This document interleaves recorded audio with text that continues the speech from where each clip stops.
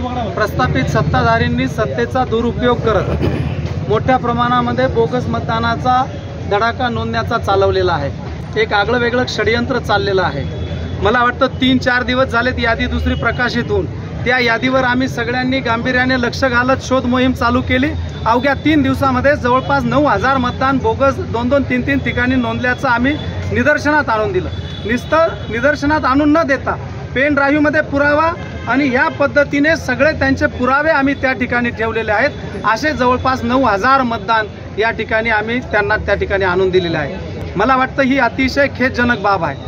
प्रत्येक बुथाला एक BLO असतो, बूथ लेवल ऑफिसर। त्या ऑफिसरांची भी जबाबदारी आहे की हे कशा पद्धतीने नोंदल्या गेलेत, हे अतिशय घातक आहे। सर्वसामान्य कार्यकर्त्यांनी कशा पद्धतीने निवडणुकीला जायचं आणि विशेष म्हणजे आणखीन एक दुसरी अडचणीची बाब अशी आहे की विनंती करू इच्छितो की 20 तारखेपर्यंत ऑब्जेक्शन घेण्याची कालावधी दिलेला आहे आणि 30 तारखेला शेवटची यादी जाहीर होणार आहे। मग जर 30 तारखेला शेवटची यादी जाहीर होणार आहे आणि 20 तारखेलाच फक्त ऑब्जेक्शन घ्यायचं आहे तर मग पुढच्या यादीवरची शोध मोहीम करून बोगस नोंदणा आणायचे कसे आणि ऑब्जेक्शन घ्यायचे कसे?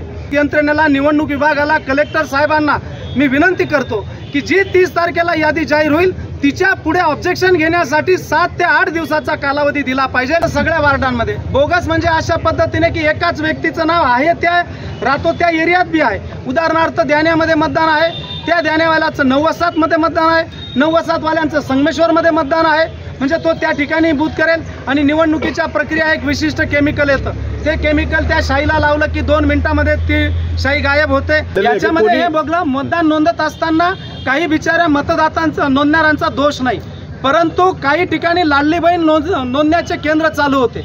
ज्या बिचाऱ्या मायबाप बहिणी ज्या ठिकाणी नोंदायला यायच्या पण संबंधित यंत्रणेला त्या आपल्या वार्डातले आहेत, आपल्या भागातले आहेत, परिचित आहेत, म्हणून त्यांनी त्या ठिकाणी रजिस्टर मेंटेन केलं। रजिस्टर मेंटेन करून ही नावं त्यांच्या सोयीने त्यांच्या बी वार्डात ठेवली आणि आहेत त्या ठिकाणी बी ठेवली। त्यांच्याकडे रजिस्टर आहे, त्या रजिस्टरने संबंधित माय बहिणीला किंवा माणसांना त्या ठिकाणी, माणसांचं काय कारण असं तिथे येण्याचं आपण समजू शकतो। लाडली बहीणच्या माध्यमातून हा बिचाऱ्या भगिनींना माहीत नाही त्यांचे मतदान नोंदले, पण काही माणसं पण मोठ्या प्रमाणात आहे, पुरुष वर्ग पण मोठ्या प्रमाणात आहे, ठरवून हे प्लॅनिंग झालेलं आहे। हे मी मात्र खात्रीने या ठिकाणी नमूद करेन। आपण जो ऑब्जेक्शन घेण्याचा कालावधी आहे 30 तारखेला अखेरची यादी जाहीर होईल, तिच्यानंतर 8 दिवसाचा ऑब्जेक्शन घेण्याचा टाइम द्यावा, जेणेकरून सर्वसामान्य उमेदवार त्याच्यामध्ये लक्ष घालून आणि जो काही बोगस मतदानाचा धडाका झालेला आहे, नोंदल्या गेलेला आहे, आज जसे 9000 मतदान या ठिकाणी आणून दिले अशाच प्रकारचे मतदान पुढच्या यादीमध्ये बी आणून देतील। आम्ही आज या ठिकाणून निघाल्यानंतर मला वाटतं गुलाब पगारे साहेबांनी मागच्या वेळेला पण अशा प्रकारचे निवेदनं दिलेत, यांच्या प्रशासनाच्या लक्षात आणून दिलेत, पण प्रशासनाच्या काही अधिकाऱ्यांनी त्यांच्याकडे दुर्लक्ष केलं।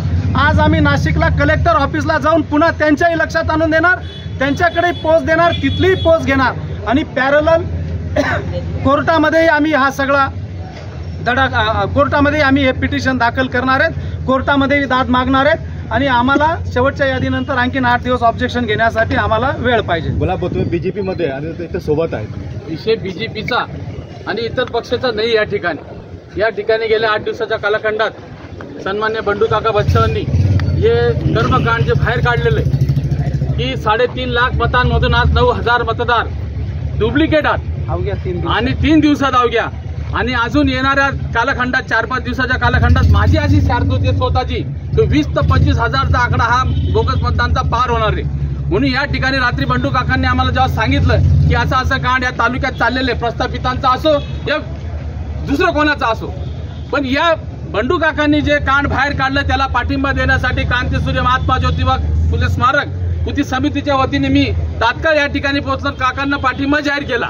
म्हणून मी बीजेपीचा असो का समितीचा हा 2 नंबरचा भाग आहे, पण महामानव डॉक्टर बाबासाहेब आंबेडकरांनी जे आपल्याला अधिकार दिला, जे संविधान दिलंय, एक आदमी एक मतदान, मग जर अशा ठिकाणी जर एक कर्मकांड चालत असेल आणि काही धनदांडग्यांनी काही प्रस्थापितांनी 10-20 हजार जण मतदान नोंदून ठेवलं तर गोरगरिबांनी निवडणूक लढायची नाही का?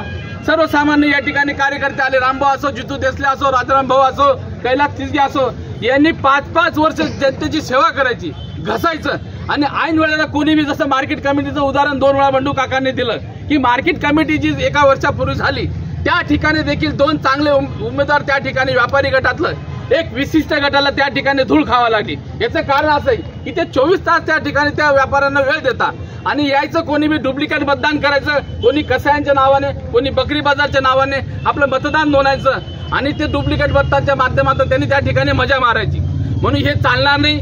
या ठिकाणी मी बीजेपीचा असो किंवा कुठल्या पक्षाचा असो, हे कर्मकांड या तालुक्यात आता चालणार नाही। आम्ही तर स्पष्ट सांगतो काका, संबंधित अधिकारी BLO असो, RO असो, तहसीलदार असो, प्रांत असो, कलेक्टर असो, जे लोक या यंत्रणेवर काम करत असेल तर माझ्या मनात असे डाऊट आहे, हे सगळे BLOंना घरी बसून त्यांच्या सह्या घेतलेल्या आहे। BLO असं काम करत नाही, ते फार आयदी आहेत, ते जात नाही कुठल्याही खाणीसुमारीला, ते जात नाही, हे घरी बसून हे कांड केलेले आहे। म्हणून हे 20 ते 25 हजार मतदान जर या येणाऱ्या कालखंडात कट नाही झालं तर मी तुम्हाला सांगतो, बंडू काका करो अथवा ना करो, मी स्वतः माझ्या नावाने, क्रांतीसूर्य महात्मा ज्योतिबा फुले या नावाने समितीच्या वतीने मी हायकोर्टात दाद मागणार आणि हे लोक निवडून जरी आले तर यांना सोडणार नाही। आणि त्याच्यानंतर जे अधिकारी आहे त्यांना देखील इशारा देतो की तुम्ही ही कारवाई तुमच्यावर पर्सनल करू, आम्ही चेअर प्रांत म्हणून, तहसीलदार म्हणून नाही करू, हे संबंधित अधिकारी जे निवडणूक राबवत आहे त्यांच्यावर पर्सनल गुन्हे दाखल करू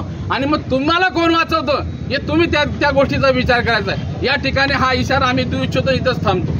ज्या वेळेला हे 9-9, 8-8 हजार मतदान वाढले तर मतदानाची टोटल आकडेवारी त्या प्रमाणात वाढली पाहिजे, तशी दिसत नाही। मला पुन्हा आपल्या सगळ्या चॅनलच्या माध्यमातून मालेगावच्या तमाम जनतेला, ग्रामीण भागातल्या सगळ्यांना आव्हान करायचं आहे की जे आज 330 बूथ होते, आता 351 बूथ झालेत। संबंधित त्यांच्या सगळ्या यंत्रणेच्या माध्यमातून आपले मतदान कोण, विरोधातले मतदान कोण, प्रत्येक बूथवर जर 50-50 मतदान जर त्यांनी कमी केले विरोधातले तर 15,000 मतदान या ठिकाणी कमी होणार आहे आणि 15,000, 16,000 किंवा 20-25 हजार हे वाढलेले असा 30,000 मतदानाचा त्या ठिकाणी गोंधळ होणार आहे। म्हणून ज्या याद्या आलेल्या आहेत त्या याद्या तातडीने लक्ष घालून जनतेने, गावोगावच्या लोकांनी त्या यादींकडे लक्ष द्यावं, आपलं नाव आहे का नाही आहे हे तपास करून घ्यावं आणि तातडीने लगेच आपलं नाव नोंदवून घ्यावं, हे मी नम्रपणाने या ठिकाणी सांगेल। 351 बूथ आहेत, 351 बूथवर जर 50-50 नावं जर तुमच्याच गावातल्या 2-2 गट असतात, सत्ताधारींच्या गटाने तुमचे 50 नावं जर दिले तर एका बूथवर 50 नावं कमी होतात, 351 बूथवर जवळपास 17,500 मतदान कमी होईल, हेही या ठिकाणी नम्रपणाने जागृत करतो। याची दखल तालुक्यातल्या गावोगावच्या जनतेने घ्यायची, नगरसेवक ज्या वार्ड असतील त्यांनी सुद्धा घ्यायची आणि आपलं मतदान तपासून घ्यायचं।